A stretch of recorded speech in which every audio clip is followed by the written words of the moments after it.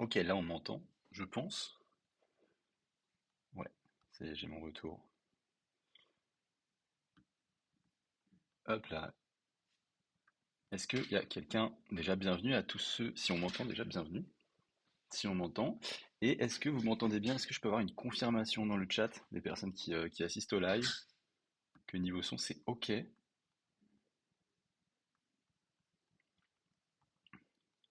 Ah, super, impeccable. J'ai un peu de retard, excusez-moi, j'ai eu quelques petites mauvaises manipulations avec OBS. C'est pas grave, on en apprend tous les jours et surtout à Holberton puisque on est tous un peu dans l'apprentissage. Je pense qu'il y a des C28 pardon, qui ont fait leur rentrée la semaine dernière. Donc voilà. Du coup, bienvenue à tous. Aujourd'hui, donc, alors, je pense qu'on va noter aussi une chose. J'ai pas mis à jour le titre. Encore une fois, il faut que j'ai pas trouvé, on va pas perdre plus de temps que ça. J'aurais dû préparer davantage. Mais on va pas être sur de l'architecture des applications et autres notions de base. Ça, c'était le sujet d'Oussem qui a fait le live coding la semaine précédente et que vous pouvez retrouver dans les replays ou bien même sur YouTube.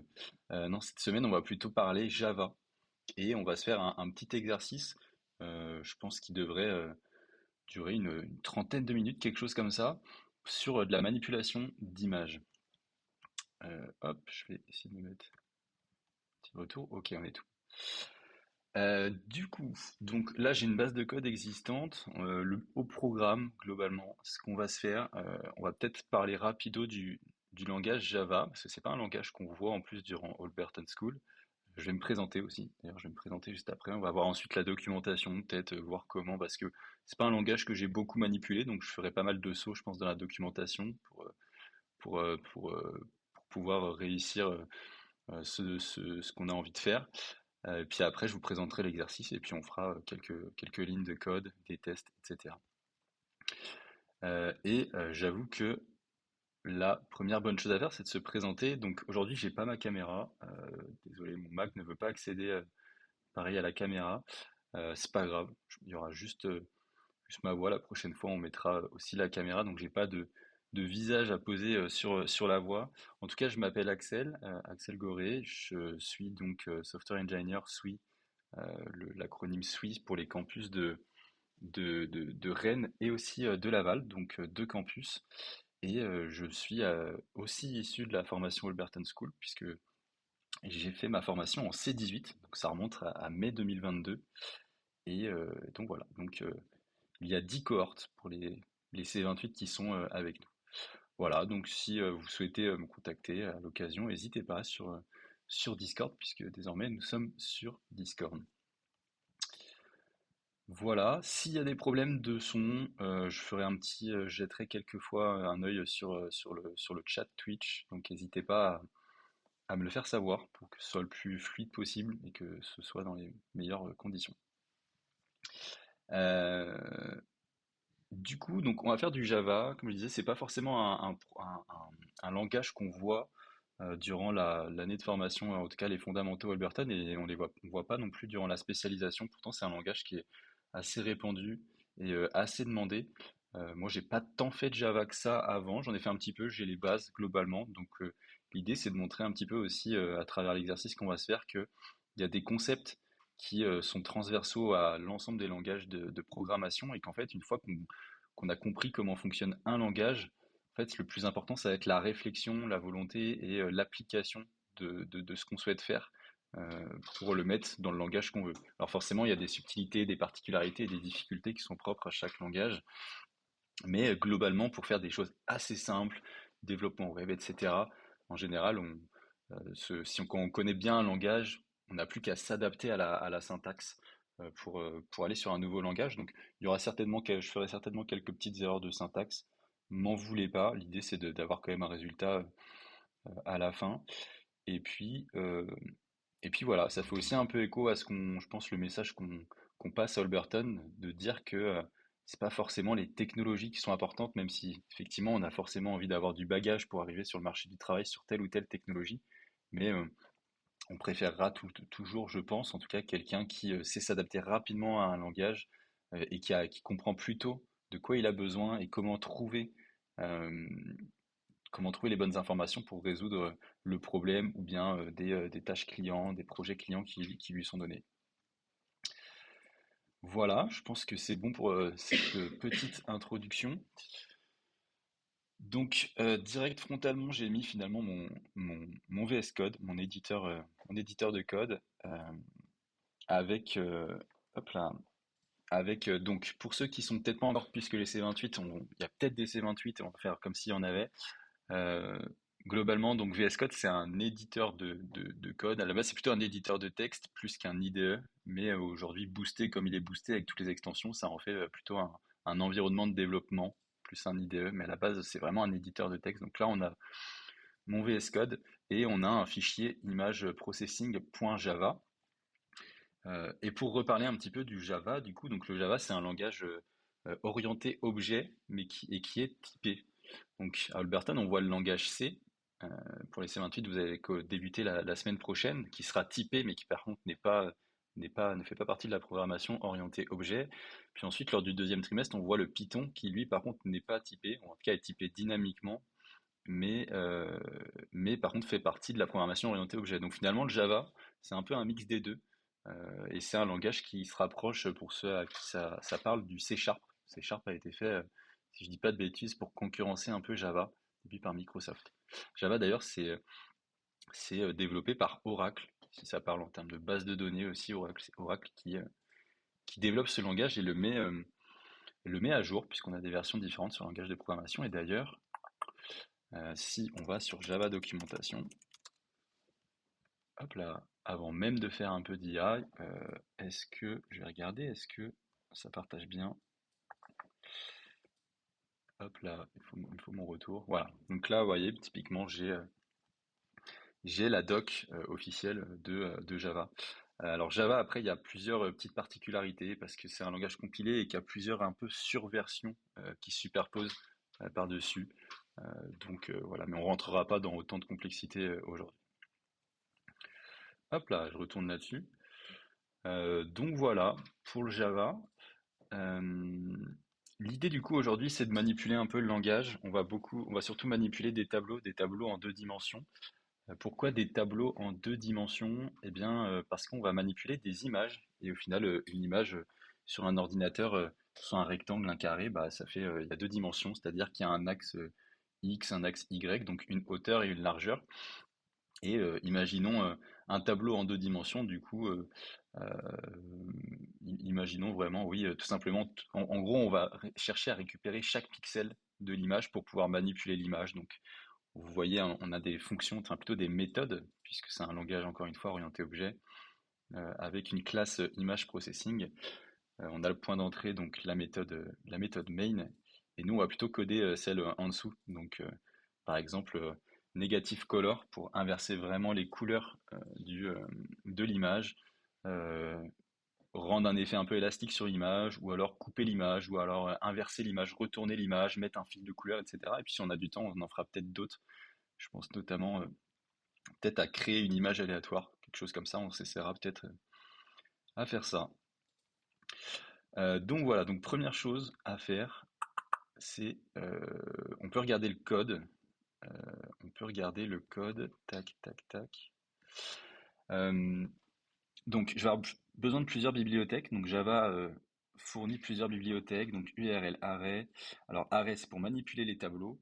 Euh, on va pas le faire non plus en mode trop tuto. Donc ceux à qui ça parle pas trop encore le Java, voilà, on va quand même plus essayer de coder plus que faire full tuto. Après, je pense que je vais un peu moins parler et plus être dans le code. Et là, globalement, en haut, on a les bibliothèques que je vais utiliser. Je me suis codé quelques petites fonctions, des fonctions utilitaires en plus en bas.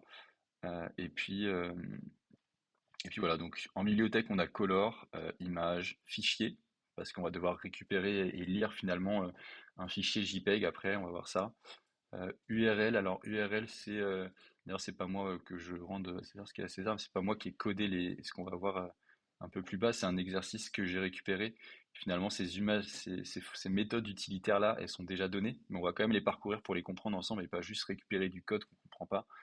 L'idée c'est vu qu'on va se servir de ces méthodes là, on va essayer d'aller un peu les regarder, comprendre et se remettre dans la syntaxe.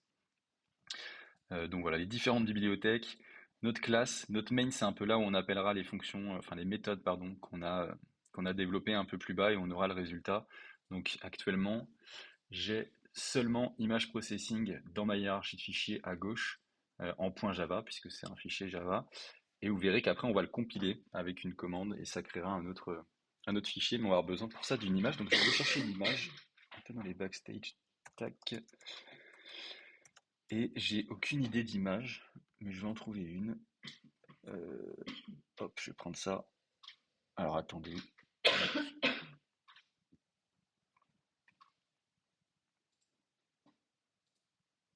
Hop.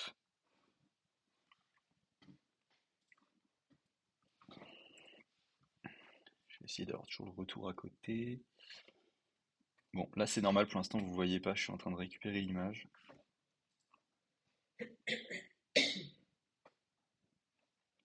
Ok, hop là. Tac.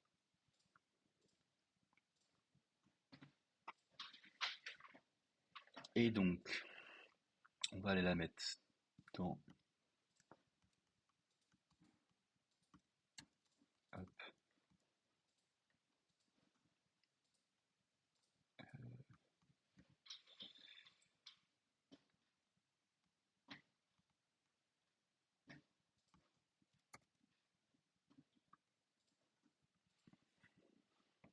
Alors, est-ce qu'elle veut bien se mettre dedans? Ok. Ok, impeccable. Est-ce que mon retour revient? Ouais. Du coup, donc là j'ai mon image, qui est pas terrible d'ailleurs. Bon, tant pis, ça fera l'affaire. Bon, je suis un fan du Seigneur des Anneaux, en gros c'est Barad-dûr, la forteresse de Sauron. J'ai pris le premier truc qui m'est passé par la tête, de toute façon, l'idée c'est d'avoir une image. Je vais la renommer, hop, on va mettre ça comme ça. Et voilà, hop là. Je vais me mettre mieux au niveau de mon terminal. Et on a dit, hop, hop, voilà. Ok, du coup, on revient sur mon programme. Euh, donc ça va être les méthodes qu'on va coder. Il y en a une première, c'est trim border, qui va rétrécir un peu l'image. On va l'exécuter après et voir ce que ça donne. Euh, et puis voilà. Du coup, donc nous, quand on va appeler nos méthodes, du coup, on va les appeler dans le main. View image data, ça permet de voir. Celle-ci, on pourra la décommenter globalement et ça nous permettra d'avoir les informations. Alors, on va manipuler des images. Les images, en gros, sont donc un enchaînement de pixels globalement. On a plein de pixels dans l'image qui représentent un tableau en deux dimensions, comme on le disait. Du coup, un pixel, c'est quoi finalement? Un pixel, c'est une couleur. Donc, c'est un code, pour ceux qui ont déjà un peu manipulé les couleurs, c'est un code hexadécimal, vous savez, RGBA. Et l'idée, en fait, c'est de récupérer, d'avoir des fonctions, des méthodes, pardon, qui sont un peu plus bas et qui permettent de récupérer les valeurs en rouge. Donc, pour faire globalement, en tout cas en informatique, pour faire une couleur, on a besoin d'une valeur de rouge, d'une valeur de vert et d'une valeur de bleu. Et en mélangeant certaines valeurs, en tout cas de 0 à 255, si je dis pas de bêtises, en tout cas du moins dans le code, en mélangeant un petit peu ces valeurs-là, on peut créer finalement du coup les différentes couleurs dont on a besoin. Donc l'idée, ça va être que chaque pixel, on récupère sa couleur. Donc, par exemple, euh, on voit ici qu'on a getColor, donc récupérer la valeur d'une couleur à partir de RGBA, à partir d'une valeur RGBA. Donc RGBA, c'est pour red, green, blue et alpha. Alpha pour la transparence notamment. Nous, ce qui va nous intéresser, c'est surtout RGB. Et donc là, on va avoir un tableau de int avec, d'ailleurs, on le voit un peu plus bas, color data 0. Ça va être le tableau, etc. pour créer la couleur. Et du coup, le 0, ce sera la valeur de rouge allant de 0 à 255, etc. Le vert, etc., etc. Donc si je dis pas de bêtises, voilà, là on génère une couleur par exemple, donc qui vient certainement voilà, de la bibliothèque ici color. On génère un objet couleur, color en tout cas, et puis on lui donne les valeurs qui sont passées ensuite en argument du paramètre color data. Ensuite, on a quoi? Get RGBA from pixel. Donc cette fois, c'est pour avoir un pixel et du coup récupérer. chaque valeur, donc là on crée une couleur à partir d'un tableau avec des valeurs rouges, vertes et bleues. Et là par contre dans celle-ci, donc get RGBA from pixel, on récupère un pixel et à partir de cette couleur-là, on récupère du coup les valeurs rouges, bleues et vertes. Ok? Ça, je pense que ça nous sera utile un peu plus tard. View data, globalement, c'est pour avoir un petit peu de log dans notre terminal pour récupérer des informations RGB sur sur les pixels. Euh, Image to dimension, c'est ce qui va servir notamment de la bibliothèque file qu'on a vu un peu plus haut. D'ailleurs, on va essayer de fixer ça après là. Constructeur URL is deprecated. Ok, on verra ça juste après. Et, euh, et donc, cette fonction-là, elle va principalement récupérer soit l'URL si on travaille, si on va chercher directement une image par l'URL, ou bien, donc, quand on rentre dans le else, ici on le voit, on va plutôt lire un fichier qui va être passé l'argument ici, en argument, pour aller lire le fichier. Donc nous en l'occurrence ce sera baraddour.jpg. Euh, donc voilà. Hop là. D'ailleurs on verra si ça fonctionne entre guillemets. Je vais faire juste une conversion pour être sûr. Hop.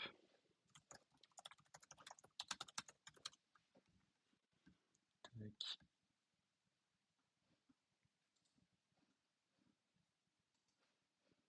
Alors, hop, comme ça.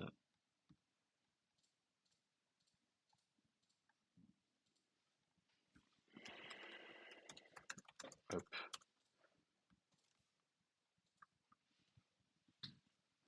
Et j'arrive tout de suite.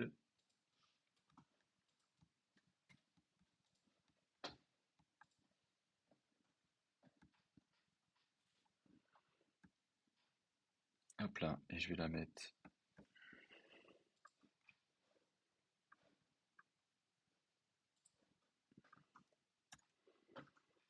Voir si c'est mieux. Là, je vais. Tac. Ok. Hop. J'ai perdu mon Twitch. Ok, c'est bon. Ok, du coup. Ouais, ça va être pareil. Ok, donc du coup, on a vu ça, donc on a parlé. Donc image to dimension, donc c'est pour récupérer l'image, finalement, comme on le disait, à partir du fichier, et puis la transformer en tableau à deux dimensions, finalement, pour avoir les différentes valeurs de l'image.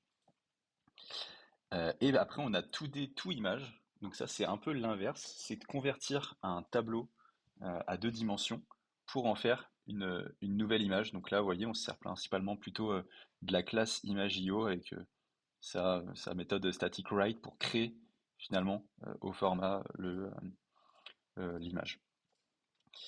Donc ça, on va s'en servir principalement vers la fin, on verra. Mais par exemple, ici, image data, on va lui donner, d'ailleurs on peut le faire dès maintenant, on va lui donner bah, du coup mon image. Donc là, il va aller récupérer l'image qui est ici, qu'on voit ici dans ma hiérarchie de fichiers, puis il va en faire un tableau à deux dimensions qu'on parcourra après lorsqu'on va coder nos différentes fonctions. Euh, et après, par contre, donc trim borders, elle a déjà été faite. Ce que j'ai fait, c'est que je crée un nouveau tableau à deux dimensions qu'on appelle trimmed. Je vais appeler ma méthode trim border pour lui donner image data, donc qui est ici, le nombre de pixels que je veux la couper principalement, et après la méthode pardon, toDay2Image dont on parlait un peu plus bas, c'est elle qui va permettre de, d'ailleurs, on va mettre trimmed, on va tester après d'ailleurs, hop. Et du coup, elle, toDay2Image, elle prend de toute façon on voit, je passe mon curseur dessus, mon tableau à deux dimensions. Donc on voit qu'il prend un tableau en premier paramètre, un tableau en deux dimensions. Donc nous, en l'occurrence, c'est trimmed qu'on a créé un peu plus haut. Et du coup, le nom du fichier qu'on veut créer à partir de celle-là, pour pas du coup directement modifier l'image initiale. Donc voilà un petit peu à quoi elles servent ces méthodes utilitaires.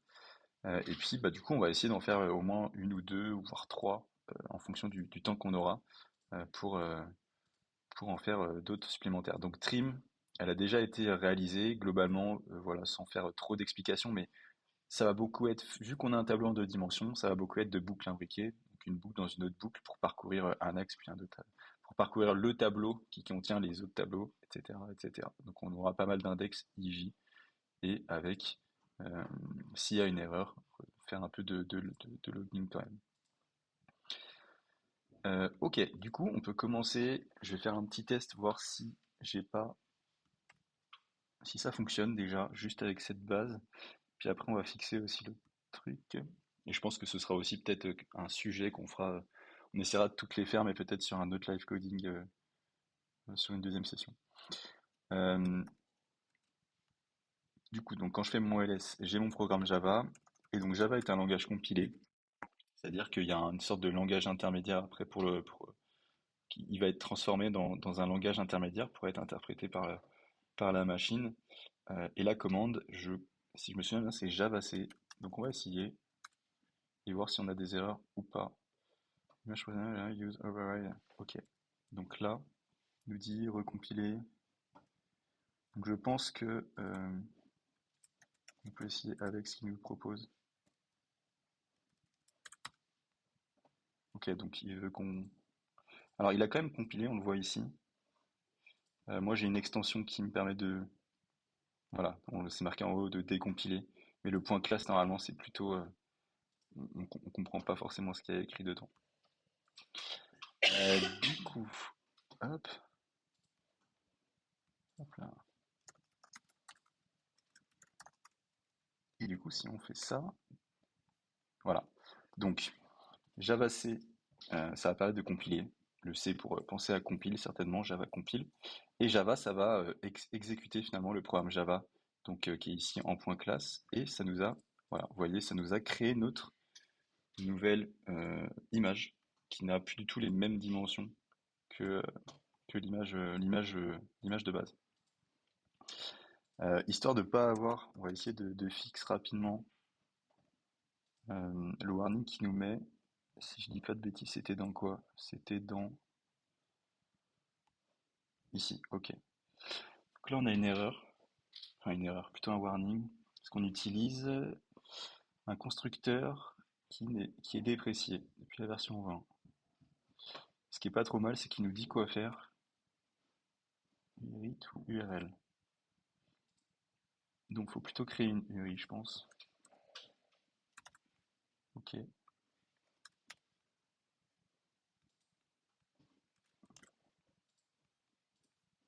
Alors, je pense qu'à mon avis, on va importer. Je pense qu'on a une URI, non? Ouais, voilà. Ok. Du coup, donc ça, c'est pas bon. Et URL, image URL, on va mettre.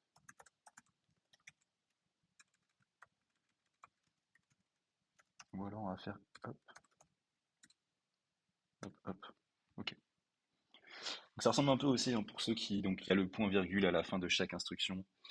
Et on va voir si ça fonctionne. Parce que j'ai fixé ça. Hop. On va supprimer l'image et voir si on a toujours notre.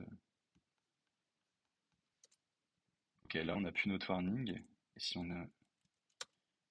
Ok, ça fonctionne. Bon, au moins, on a fixe. Ok. Bon, ça c'est fait. Hop. Euh, Donc, ce qu'on peut faire maintenant, bah, c'est commencer à s'attaquer aux autres fonctions. Donc, on va se faire negative color. Donc, negative color, pour l'instant, il y a juste return nul. Euh, on va prendre quasiment la même structure, je pense. À chaque fois, on va créer un nouvel arrêt, globalement. Hop. Alors, on veut ça. Donc,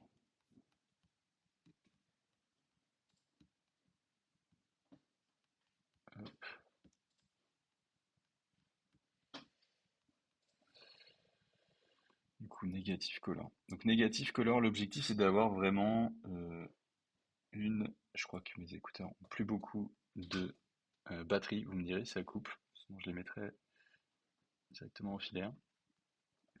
Donc là, l'idée, on va déjà créer, je pense, un nouveau tableau à 2 dimensions pour pouvoir, bah, encore une fois, pas prendre l'image, pas travailler directement sur l'image nativement et on va la retourner à la fin. Donc on voit que notre méthode, elle retourne de toute manière un tableau de int en 2 dimensions.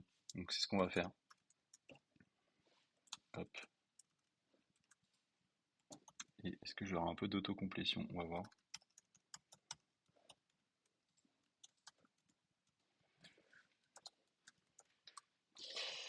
Du coup, donc tout est objet pareil et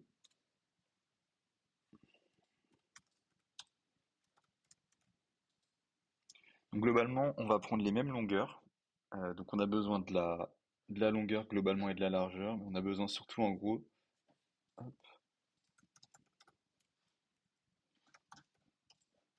et puis en length.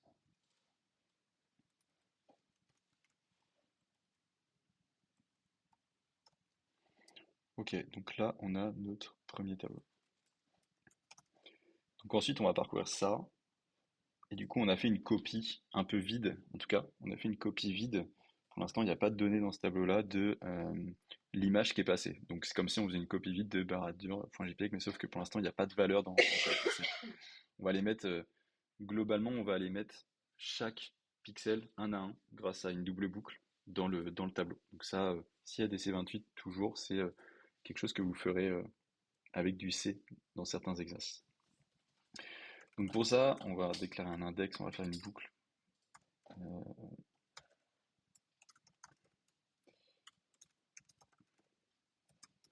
Donc ça va être ma première boucle. Et on va se faire une autre. Donc tout simplement.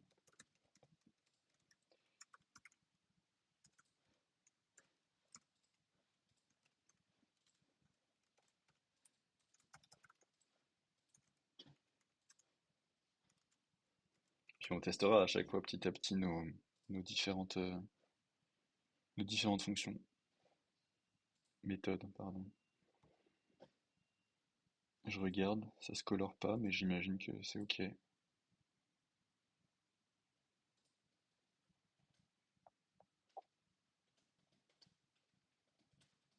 Bon, je pense que c'est ok.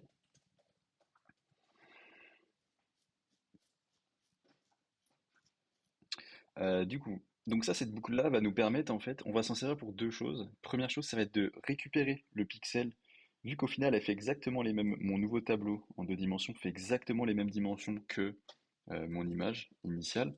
Ce qu'on va faire, c'est que, imaginons, ça va être un peu abstrait, mais on va partir du pixel tout en haut à gauche, puis on va parcourir toute la ligne, puis ensuite à la ligne suivante, etc., etc. Donc à chaque fois, ce qu'on va faire, et que là, il faut imaginer que l'autre tableau que j'ai créé, qui est ici, c'est une copie aux mêmes dimensions et qu'on va réinsérer le même pixel. Enfin, du coup, pas forcément le même pixel, puisqu'on va soustraire, on va soustraire la valeur du pixel à 200, à 255 pour avoir sa valeur négative et du coup que ce soit complètement reverse. Donc, ce qu'on a besoin de faire, du coup, c'est d'avoir un tableau de int et cette fois-ci, on va se servir pour récupérer finalement les valeurs du pixel. À partir du pixel, on avait la méthode utilitaire qui a été écrite un peu plus bas pour récupérer la valeur red, donc rouge, verte, bleue, et aussi à la fin on va la stocker du coup dans un tableau simple, une dimension qui va contenir du coup quatre valeurs, et on va appeler ouais, RGBA from pixel, et du coup de image, et on prend bien l'image, hop, on prend bien l'image de base. Ce qui veut dire que int RGBA, à chaque tour de boucle, on va donc se déplacer de pixel en pixel, on aura déjà le code, en tout cas la combinaison RGBA du pixel, de chaque pixel, de l'image initiale. Ok. Euh, Ensuite, ce qu'on va faire, c'est prendre chaque index et on va le modifier parce que du coup, 255 moins RGBA de 0. Et vous allez voir que ça va inverser, ça va faire une valeur négative.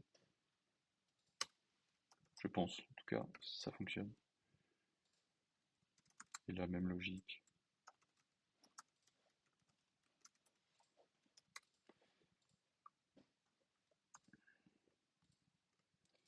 Et on va pas prendre l'alpha parce que l'alpha, je connais pas.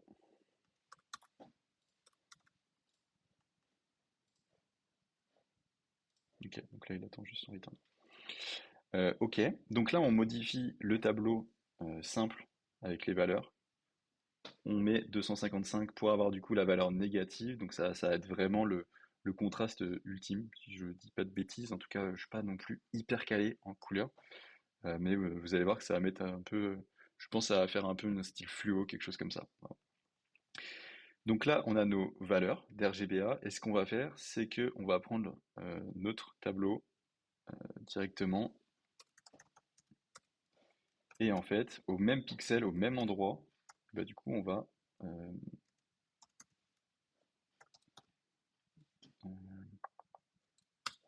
on va se servir de getColorInval from RGBA. Donc cette méthode-là, elle permet de quoi? Elle permet d'obtenir la couleur à partir.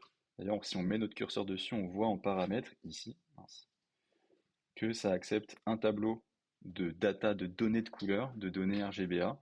Finalement, c'est ce qu'on a créé avec euh, le tableau d'int RGBA. Donc on va lui passer, de toute façon j'ai l'autocomplétion, on va lui passer RGBA. Donc là, finalement, notre boucle elle va se faire, etc. Avec grâce aux conditions d'arrêt, au bout d'un moment, elle va s'arrêter tout en bas à droite de l'image. Et puis à la fin, on va return manipulated image. Et on va peut-être se heurter à nos premières erreurs. On va compiler. On va surtout, je pense, appeler. euh, on va mettre int. Hop, on va faire la même chose. Alors, on va mettre négative en vrai. Et,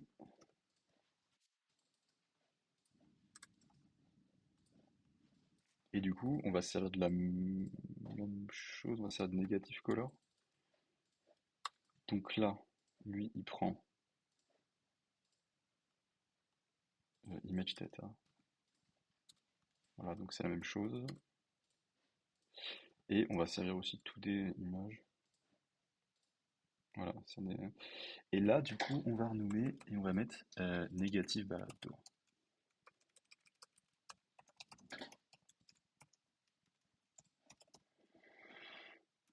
Hop. Et on va voir si on a des erreurs ou pas. En tout cas, là, j'en ai pas. Mais peut-être qu'à la compilation, on va en avoir. Ok, on n'en a pas. Et si on exécute, ouais, donc à chaque fois, ça me recule le trim. Voilà, voilà. C'est donc du coup, ça donne l'image là. Donc ça, c'était la négative, la méthode négative. Est-ce que j'ai... Non, j'ai pas plus de... Je regardais si dans le chat, il y avait des messages. En tant que streamer professionnel que je suis mon chat. Vous m'entendez toujours. Donc, on a deux, euh, deux images. Donc, une qui est raccourcie globalement, qui est coupée, et puis il y en a une où on a complètement inversé les couleurs. Ça donne une barade d'eau un peu angélique, quoi. On va continuer et on va essayer d'en faire au moins une autre. Et là, cette fois-ci, stretch horizontally. Donc, on va essayer à mon avis, certainement l'étendre. Et je pense qu'on va essayer de faire ça vers avec un x2. Donc je, euh, je réfléchis, je réfléchis. Euh, hum, hum. Je sais pas si c'est la plus simple celle-ci.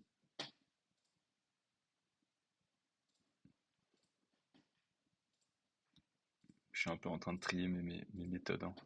Je suis un peu en train de sélectionner celle que je veux faire. Hum.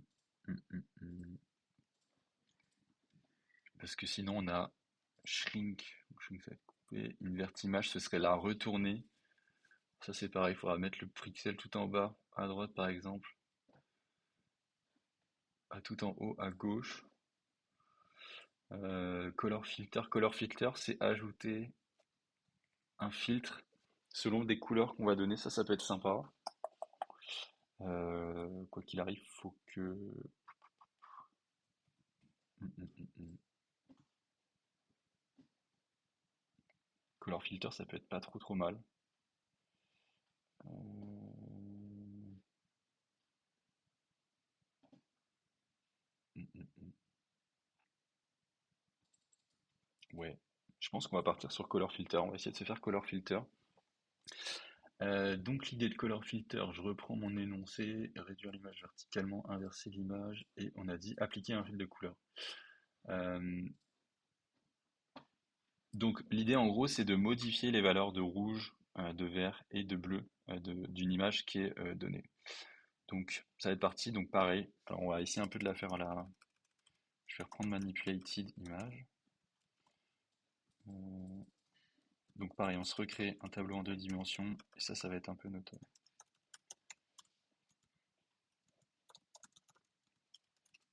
Et du coup, image 2D, length, mince, ouais, c'est ok. Non, là, je vais avoir un problème.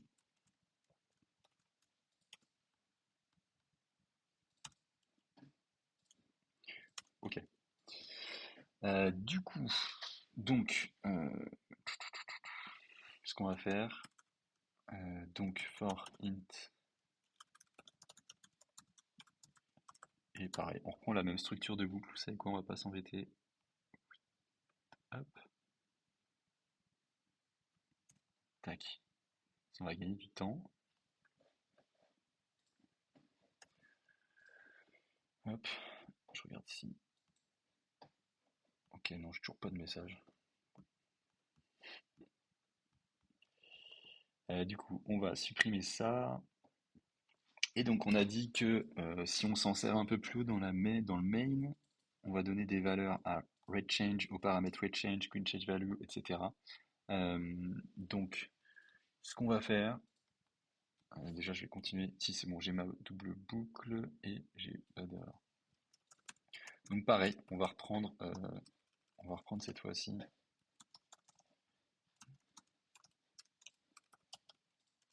Hop, et int, donc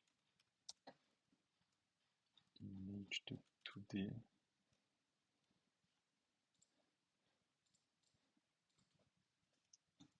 Ah oui, hop.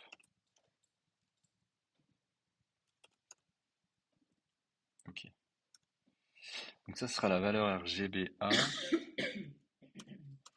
Et du coup, on va se créer une nouvelle couleur à chaque fois, je pense. New blue,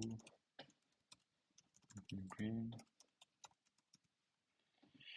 Et donc là, ce qu'on peut faire, c'est donc le red, ce sera l'index 0. Et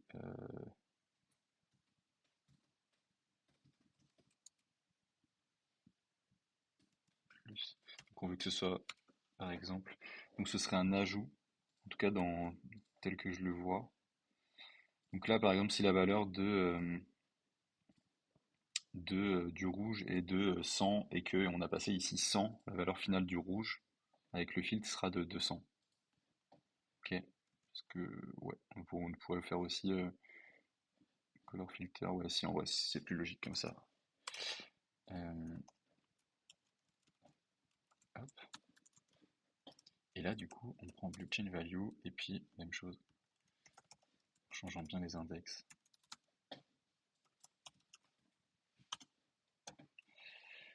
Ok. Et puis après, on n'aura plus qu'à insérer finalement.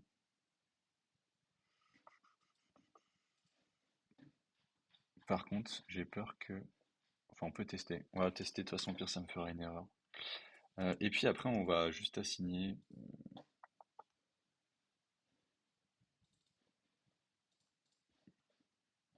Ouais, mais au final, j'aurais pu.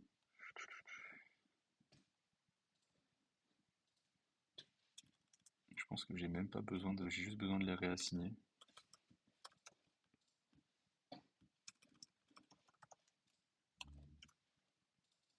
Ouais. On va tester comme ça.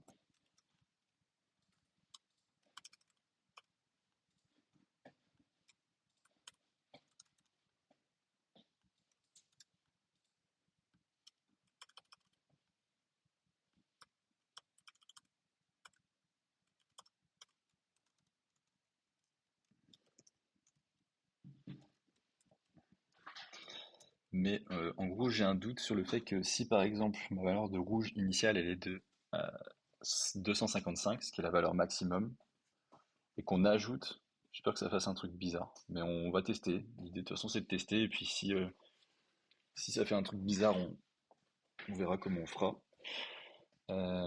Et du coup, bah après, l'idée c'est de faire un peu comme tout à l'heure, reprendre ça hop, et puis reprendre l'autre fonction, getColor, ouais c'est celle-ci, RGBA oui, mince. Qu'est-ce que c'est bah, c'est là? Ok, ok. Alors est-ce que ça semble ok cette image-là? Enfin cette méthode-là? Ouais, je pense. Je pense que c'est pas trop mal. On va la tester.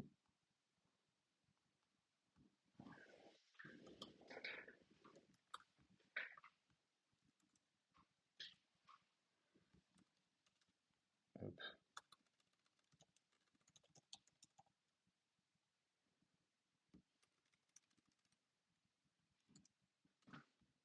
color filter, image data. Il attend quoi lui? Ah oui, donc des valeurs en plus. Donc par exemple, bon, on va tester si ça se trouve. Je vais mettre vraiment aléatoirement. 142, 23 et 78, je sais pas. Je joue au loto.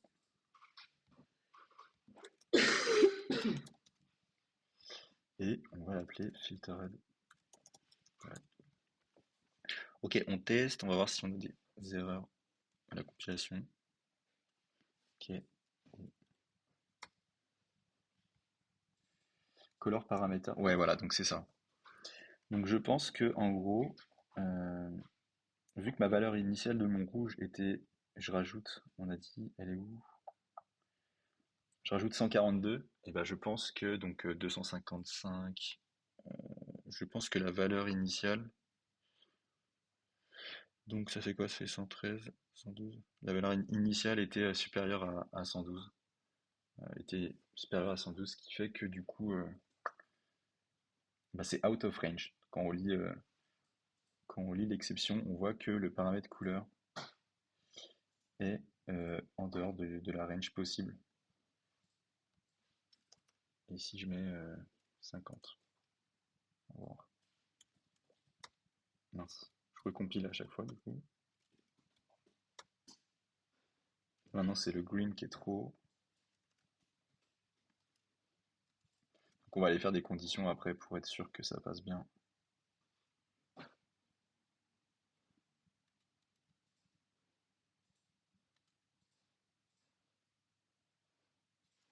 Ah bon?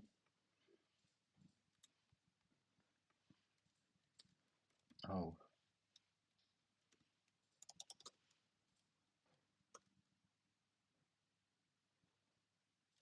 Bah celle-ci par contre je sais pas pourquoi elle me dit ça. Color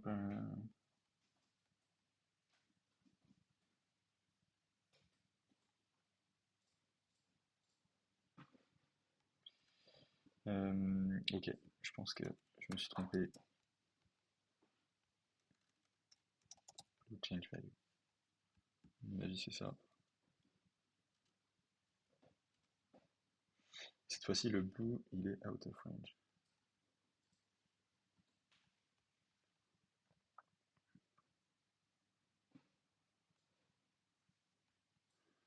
Donc, genre je regarde si j'ai toujours du son. Ouais, j'ai toujours du son.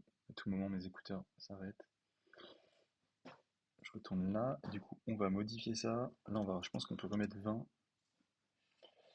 Et on n'a qu'à mettre 38. Histoire qu'on ait un résultat. Le red toujours pas bon. Je suis en train un peu de brute force le truc.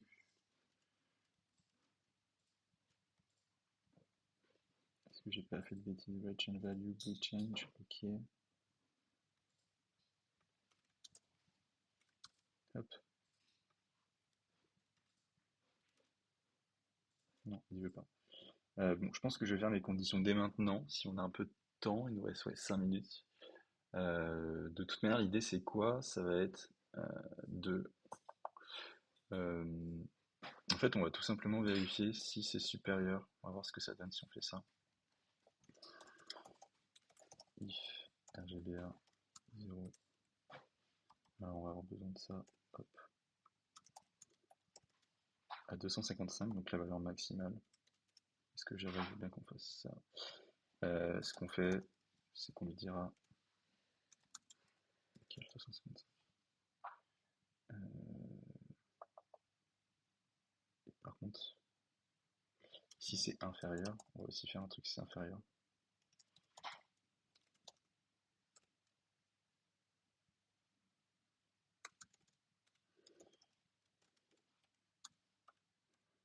Comme ça, au moins, on sera sûr. Donc là, cette fois-ci, l'inverse. Je pense que là, j'ai oublié. On verra si ça, il accepte qu'on prenne mettre pas de bracket. GBA de 0 est égal à 0. Ok. Est-ce que ça pourra fonctionner notre affaire? Hop, hop,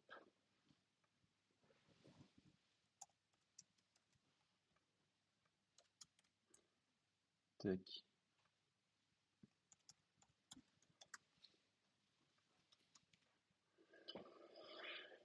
Ok, est inférieur. Et là, je me suis trompé, je pense. Si je mets ça, c'est ça. Hop, hop, voilà. Et est-ce que j'ai toujours des problèmes? Ah, ça y est. Ok. Et donc là, filtered Barado. Ouais, voilà. Donc vous voyez, ça fait une espèce de filtre bleu.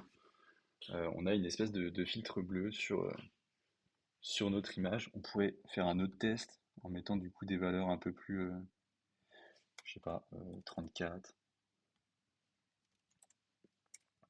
Ouais, on va mettre un peu plus de vert. Quoique, en vrai, on va mettre beaucoup de rouge et un peu moins de bleu là. C'était trop bleu. Euh, 0. On va tester avec 0.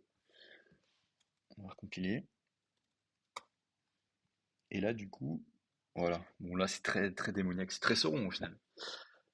C'est très Mordor. Bon, voilà pour moi. On a fait du coup que deux fonctions. Je pense que je continuerai lors de la prochaine live session. On verra un petit peu comment modifier les dimensions directement de l'image, donc la rendre un peu plus élastique. Ça, je pense qu'en doublant le nombre de pixels, tout simplement en faisant un x2 de la longueur par exemple, ou de la largeur du tableau, et en mettant le même pixel côte à côte, bah, ça te donnera une sorte de, comme si on prenait l'image de façon élastique, puis on essaiera de se faire les autres, et puis peut-être d'autres fonctions. Donc je pense qu'on continuera ça sur la prochaine session de live coding. Voilà. J'ai terminé de mon côté. Euh, je vous souhaite à tous une bonne après-midi, bonne chance pour les C28 qui vont bientôt commencer le C, ou même de toute façon pour les projets de la semaine. Et puis merci de m'avoir suivi. Bye.